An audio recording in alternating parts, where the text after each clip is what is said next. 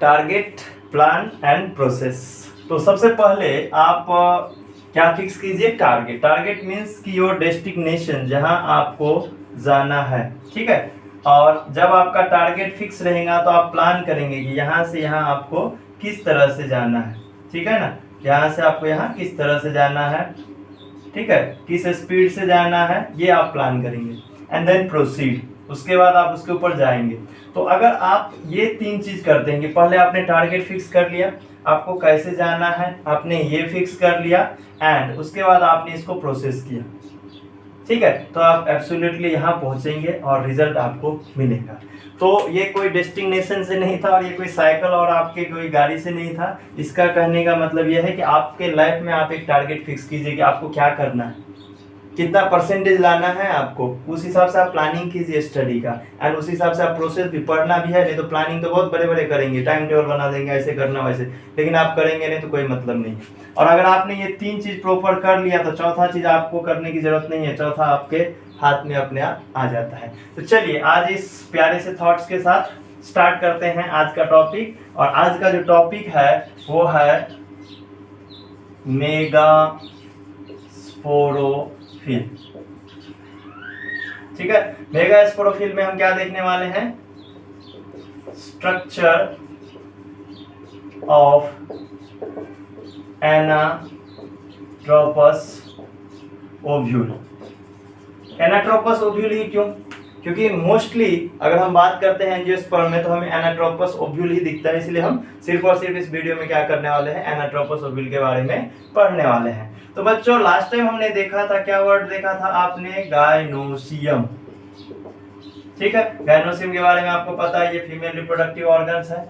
And ये क्या है, तो ये किससे बना होता है, तो जैसे ये किससे बना होता है, ये बना होता है कार्पेल से। कार्पेल का नंबर 1 भी हो सकता, 2 भी हो सकता, या मल्टीपल भी हो सकता है। तो गायनोसियम का ही एक पार्ट है, दैट इज द कार्पेल। अगर 1 है तो यूनिकार्पेल, 5 लेंगे तो मल्टी कार्पेल, ठीक है। अगर ये कार्पेल फ्री है तो इसे क्या बोला जाता है, एपोकार्पस।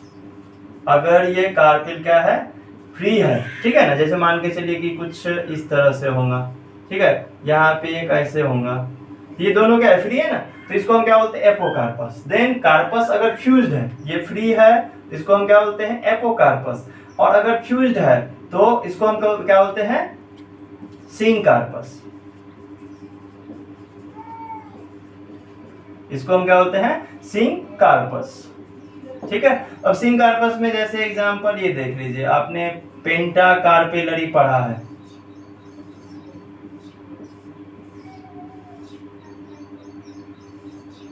किसमें पढ़ा था, हिबिस्कस में। 1 2 3 4 5, ये क्या है, फ्यूज्ड है, नहीं यहाँ पे दिख रहा है ना आपको, तो ये फ्यूज्ड है, इसलिए इसको क्या बोला जाता है, सिंकार्पस बोला जाता है। देन कार्पल का जो स्ट्रक्चर है, कार्पेल के स्ट्रक्चर में कौन से पार्ट आते हैं, तो इसमें आपने देखा था क्या क्या आता है, स्टिग्मा आता है, स्टाइल आता है, ठीक है, एंड थर्ड पार्ट की ओवरी आता है। तो बच्चों आज हम इसके इनसाइड जाने वाले हैं, ओवरी के इनसाइड जाने वाले हैं और पढ़ने वाले हैं कि ओवरी के इनसाइड में क्या आता है और उसका क्या रोल है। चलिए, तो जैसे मान के चलिए कि ये ओवरी है, ओके। मैंने अगर इसको ऐसे कट किया और इसको टॉप व्यू से देखा, तो अगर मैं हिबिस्कस का एग्जांपल ले लेता हूं तो ये कुछ इस तरह से दिखेगा, ठीक है, क्योंकि पेंटाकार्पेलरी है। अच्छा, इसी को मैं अगर इस तरह के सेक्शन से काटूं, मतलब ऐसे सेक्शन मैंने काटा और इसको ऐसे घुमा दूं, तो ये कुछ इस तरह से दिखेगा, इस तरह से ओव्यूल जो है उसमें क्या रहेंगे, अटैच रहेंगे। तो बस हमें इसी स्ट्रक्चर को क्या करना है, स्टडी करना है। यानी अगर इस एक स्ट्रक्चर को मैंने यहाँ पे दिखाया तो ये कुछ इस तरह से दिखेगा, कुछ इस तरह से, ठीक है। तो बस हमें यही एक सिंगल स्ट्रक्चर क्या करना है, स्टडी करना है, और यही क्या है, ओव्यूल है, ठीक है। तो बच्चों आज हम क्या पढ़ने वाले हैं, structure of anatropous ovule, female gametophyte के बारे में पढ़ने वाले हैं। उससे पहले क्या करता हूं, मैं आपको एक रफ आइडिया दे देता हूं कि एनाट्रोपस ओव्यूल जो है होता क्या है। तो सबसे सिंपल बात की, अगर जैसे मान के चलो कि अगर कोई ओवरी है और सिंगल यानी सिंगल कार्पेल उसमें प्रेजेंट है और सिंगल ओव्यूलेट, मोनो ओव्यूलेट या यूनि ओव्यूलेट होता है, तो कुछ इस तरह से आपको स्ट्रक्चर उसका इसके इनसाइड में दिखेगा,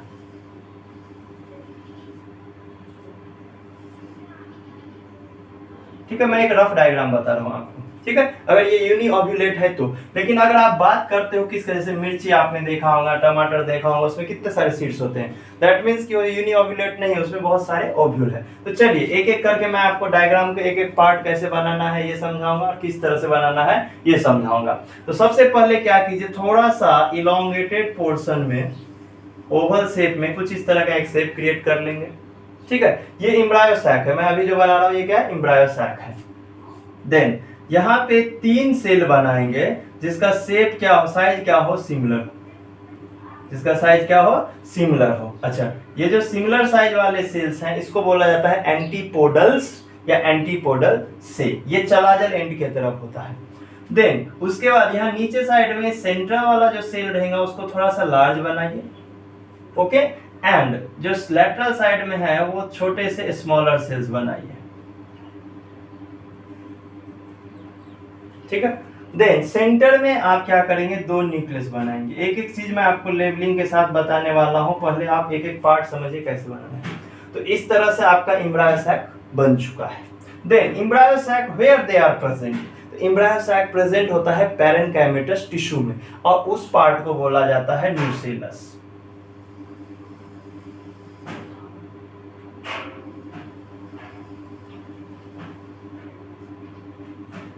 ये कहाँ पे प्रेजेंट है, न्यूसेलस, यानी ये जो मैं अभी इसे डॉट डॉट स्ट्रक्चर कर देता हूँ ताकि आपको समझ में आ जाए कि ये वाला जो पोर्शन है, ठीक है, ये चारों तरफ से ऐसे घिरा होता है, चारों तरफ से। ये तो मैं सेक्शन व्यू दिखा रहा हूँ इसलिए आपको दिख रहा है यहाँ खाली, नहीं तो ये पूरा ऐसे कवर रहता है चारों साइड से।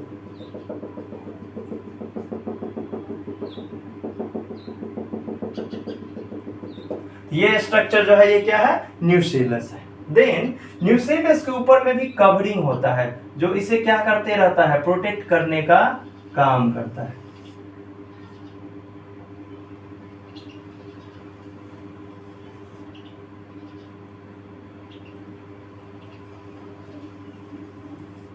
तो ये जो कवरिंग है, इस कवरिंग को बोला जाता है टेगमिक, टेगमिक लेयर बोला जाता है। अब एक रहेगा तो यूनिटेगमिक रहेगा, 2 रहेगा तो बायटेगमिक रहेगा।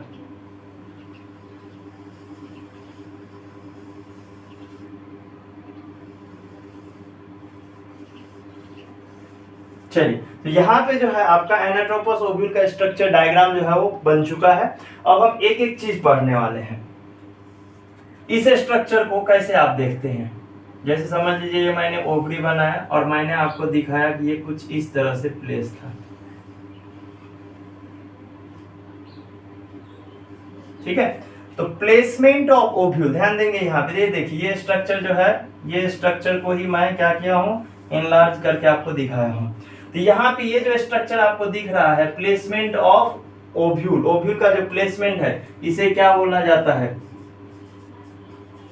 इसे बोला जाता है प्लासेंटा, यानी ओवरी के वाल। ये देखो ओवरी का वाल है ना, इधर साइड में भी हो सकता है ना, इधर साइड में भी इस तरह से स्ट्रक्चर हो सकता है। तो ओवरी के वाल जो है ना, जहां इसको प्लेस किया गया है उसे क्या बोला जाता है, प्लासेंटा। देन ये जो स्ट्रक्चर दिख रहा है that is the stock of ovule, ovule का क्या है, ये स्टॉक है। तो इसको क्या बोला जाता है, इसको बोला जाता है फ्यूनिक्यूलाई, इसको क्या बोला जाता है, funiculi. Then where the stalk is attached with main body, जहां पे आपका स्टॉक क्या है, मेन बॉडी से अटैच है। ये जो मैं डॉटेड स्ट्रक्चर बना रहा हूं यहाँ पे अटैच है, इसको क्या बोला जाता है, इसको बोला जाता है हाइलम, इसको क्या बोला जाता है, हाइलम। जहां पे आपका फ्यूनिकल यानी स्टॉक मेन बॉडी से अटैच है उसे क्या बोला जाता है, हाइलम बोला जाता है। एक एक चीज मैं आपको clear, placement of ovule on ovary wall, placenta, stalk of ovule is called funiculi, and the funiculi and stalk is attached with the main body, the region is called hilum। चलिए एक एक चीज समझ में आ गया, यहाँ तक एक्सेसरी पार्ट पे आ गया, हम एक एक करके मेन पार्ट पे आएंगे। यहाँ पे आपको 3 सेल दिख रहा होगा, है ना, यहाँ पे 3 सेल दिख रहा है, सिमिलर साइज का दिख रहा है। इसे या तो आप एंटीपोडल्स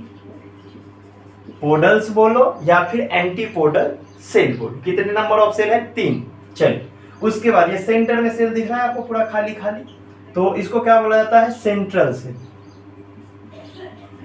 इसको क्या बोला जाता है, सेंट्रल सेल बोला जाता है, ठीक है। एंड यहाँ पे आपको 3 सेल दिखेंगे, लेकिन एक सेंटर में जो है लार्जर है, 2 जो है लेफ्ट साइड में स्मॉलर है, तो ध्यान देंगे इधर। अच्छा, ये जो दिख रहा है 2 न्यूक्लियस, इस 2 न्यूक्लियस को क्या बोला जाता है? Polar nuclear. Why they are called polar nuclear?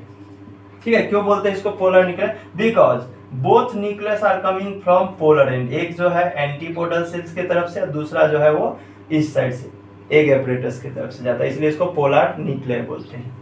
Then यहाँ पे एक सेल जो है आपको सेंटर वाला सेल जो है वो लार्जर दिखेगा, सिंगल दिखेगा। तो ये जो है ये क्या है? ये है एग सेल। ये क्या है? एग सेल है। और ये जो दो दिख रहा है आपको, है ना, जो स्मॉलर है और लैटरल साइड में प्रेजेंट है, ये क्या है? ये है सिनर्जिड सेल। क्या आप इसे कॉमनली सिनर्जिड्स बोल सकते हो? तो यहाँ पे आप देखो एंटीपोडल सेल्स कितने हैं? 3। सेंट्रल सेल कितने हैं? 1। और उसके साथ ये देखो एग सेल कितने हो गए? 1। और उसके बाद सिनर्जिड सेल्स कितने हो गए? 2। तो ध्यान देंगे, egg cell plus synergid cells, इसको कॉमन स्ट्रक्चर क्या बोला जाता है? Egg apparatus. इसे क्या बोला जाता है कॉमनली? एग एपरेटस बोला जाता है। यानी एग एपरेटस के पास कितने सेल हैं? 3। इसको आप छोड़ दीजिए, आप एग एपरेटस को ध्यान में दीजिए। देखिए, तो ये जो पूरा स्ट्रक्चर तैयार हो गया यहाँ पे आपको दिख रहा है, 3 एंटीपोडल सेल, 1 सेंट्रल सेल और 3 egg apparatus. Total number of cell कितने हो गए? 7। अच्छा, इस पूरे स्ट्रक्चर को क्या बोला जाता है? इसको बोला जाता है एम्ब्रायो सैक। इसको क्या बोला जाता है? Embryo sac. और ये पूरे स्ट्रक्चर को आप देखोगे, ये देखो 3 सेल यहाँ, 3 सेल यहाँ, कितने हो गए? 6 सेल। और ये सेंट्रल सेल कितने हो गए? 7 सेल है। न्यूक्लियस देखो, 3 सेल 3 न्यूक्लियस के साथ, यहाँ 3 सेल 3 न्यूक्लियस के साथ, और ये सेंट्रल सेल दिख रहा है, इसमें 2 न्यूक्लियस है, मतलब 7 सेल और न्यूक्लियस कितने? 8। तो ये पूरे स्ट्रक्चर को, ये जो मैच्योर एम्ब्रायो सैक है, इसी को क्या बोला जाता है? इसी को बोला जाता है 7 सेल 8 न्यूक्लिएटेड स्ट्रक्चर।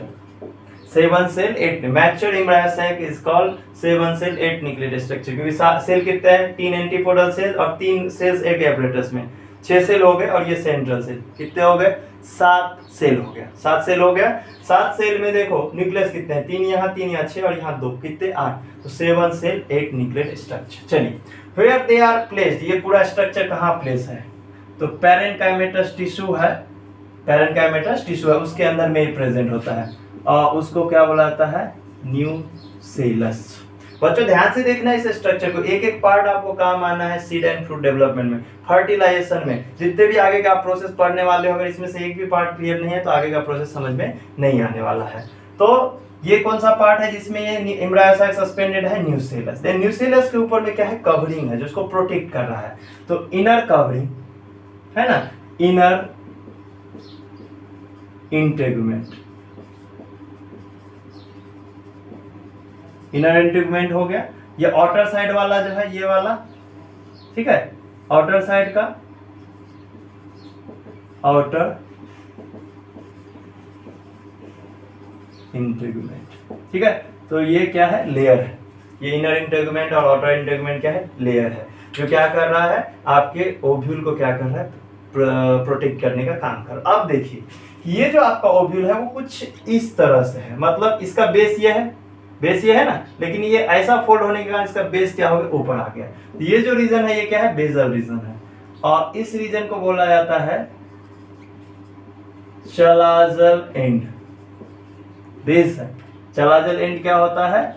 बेस होता है ओव्यूल का, ठीक है। और अपेक्स क्योंकि ऐसे मुड़ गया है, मतलब नीचे आ गया है, ठीक है। ये वाला एंड जो है ये क्या है? माइक्रोपाइलर एंड, देखो माइक्रो मतलब पोर लाइक स्ट्रक्चर है, ठीक है। माइक्रोपाइलर यानी माइक्रोपाइल बोला जाता है इसको, और माइक्रोपिलर एंड बोला जाता है। तो माइक्रोपाइल यानी क्या, छोटा सा पोर, और उसका एंड यानी कि माइक्रोपिलर एंड। ये पूरा स्ट्रक्चर आपको क्या करना है, स्टडी करना है, किसमें, स्ट्रक्चर ऑफ एनाट्रोपस ओव्यूल। चलिए मैं इधर का ये डायग्राम इसको मिटा रहा हूँ और एक दो चीजें जो है आपके एमसीक्यू प्रिपेयर करवा रहा हूँ आपको, ठीक है। चलिए तो यहाँ पे आप क्या देख रहे हो, यहाँ पे देखो एंटीपोडल सेल्स है। एंटीपोडल सेल्स क्या है, हैप्लॉइड है। उसके बाद एग सेल है, एग सेल भी क्या है, हैप्लॉइड है। सिनर्जिड सेल्स है, सिनर्जिड सेल्स भी क्या है, हैप्लॉइड है। अच्छा एग एपरेटस, क्योंकि एग सेल हैप्लॉइड है, सिनर्जिड सेल है हैप्लॉइड है, तो मतलब एग एपरेटस भी क्या रहेगा, हैप्लॉइड रहेंगे। एग एपरेटस भी क्या रहेगा, हैप्लॉइड। लेकिन आप देखो सेंट्रल सेल में कितने न्यूक्लियस है, 2, इसीलिए सेंट्रल सेल क्या होता है आपका, डिप्लॉइड। तो पूछा जाएगा how many cells are haploid in embryo sac. तो एम्ब्रायो सैक में देखो कितने हैप्लॉइड सेल्स हैं, 3 एंटीपोडल्स, 3 एंटीपोडल्स क्या है, हैप्लॉइड है। चलो एग एपरेटस में देखो, एक एग सेल हैप्लॉइड है और 2 सिनर्जिड्स, ठीक है। मतलब टोटल कितने हो गए, 2 1 3 3 6, तो 6 जो है वो क्या है, हैप्लॉइड सेल है। 6 क्या है, haploid cell. Mature embryo sac में 7 सेल 8 न्यूक्लियर स्ट्रक्चर है, जिसमें 6 सेल क्या है, हैप्लॉइड है। ये जो पूरा का पूरा स्ट्रक्चर है ये क्या है, हैप्लॉइड है, याद रखना है। चलो उसके बाद हम देखेंगे डिप्लॉइड कौन सा सेल है, तो जो सेंट्रल सेल है जिसमें पोलर न्यूक्लियर प्रेजेंट है, तो 1 central cell they are diploid. यानी कि आपका एम्ब्रायो सैक में 7 सेल 8 न्यूक्लियर स्ट्रक्चर है, आपको दिख रहा है ना, मतलब एक सेल ऐसा है जिसमें 2 न्यूक्लियस है। तो 6 सेल है जो हैप्लॉइड है, ये वाले 3 antipodals, 8 cells and 2 synergid cells. ये जो है आपके क्या है, हैप्लॉइड सेल्स है, ऊपर वाले नीचे वाले, और सेंटर वाले जो सेल है वो क्या है, डिप्लॉइड है। तो डिप्लॉइड सेल्स कितने हैं इसमें,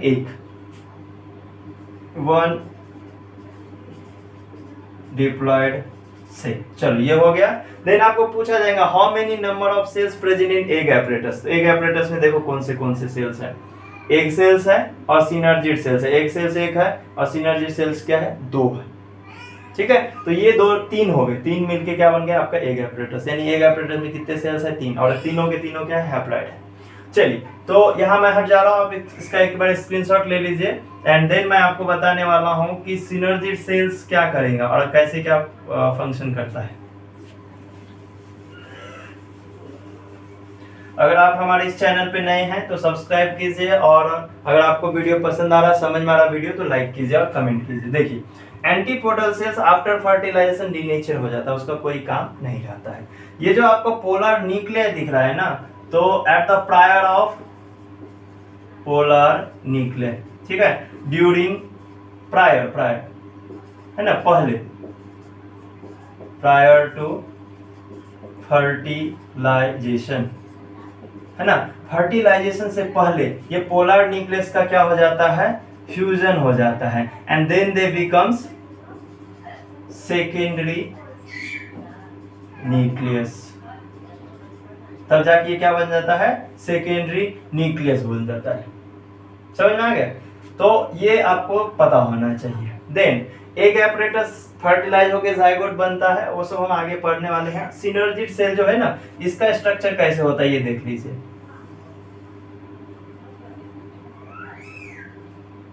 तो आप जैसे हाथ ऐसे बॉल को पकड़ने के लिए करते हैं ना, वैसा ही ये देखिए फिलीफॉर्म एपरेटस है, इसमें आराम से पोलन ट्यूब जो है ये क्या हो जाता है, घुस जाता है।